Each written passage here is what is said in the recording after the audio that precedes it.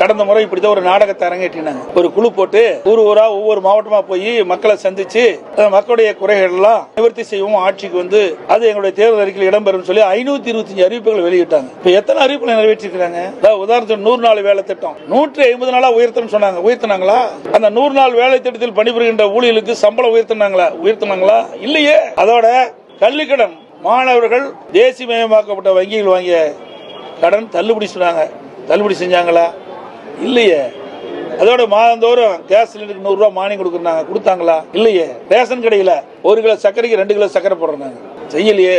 Diesel petrol விலை குறைக்கிறாங்க. 3 ரூபாய் 5 ரூபாய் பெட்ரோலுக்கு 3 ரூபாய் குறைச்சாங்க. அதோட நிறுத்திட்டாங்க. டீசல் குறைக்கவே இல்லை. இப்படி முக்கியமான பல திட்டங்கள் நிறைவேற்றவே இல்லை. சுமார் 525 அறிவிப்புகளை 4 ஒரு பாக அறிவிப்பு கூட இன்னும் இது வரைக்கும் நிறைவேற்றல. இப்படி மக்களை ஏமாற்றி கவர்ச்சிகரமாக அறிக்கை விட்டு வாக்குகளை பெற்ற பிறகு ஆட்சிக்கு வந்த பிறகு கொடுக்கப்பட்ட வாக்குறுதியை காற்றில் பறக்கவிட்ட ஒரே அரசாங்கம் திமுக அரசாங்கம். அதுபோலதான் இப்போ அப்படி இருக்கும். அதிமுக பொறுத்த வரைக்கும் கொடுக்கப்பட்ட வாக்குறுதி நிச்சயமா நாங்கள் நிறைவேற்றுவோம். விரைவில் அனைத்து இந்திய அண்ணா திராவிட முன்னேற்ற கழக தலைமை இந்த தேர்தல் அறிக்கை தயாரிக்கின்ற குழு பெயர்கள் அறிவிக்கப்படும்.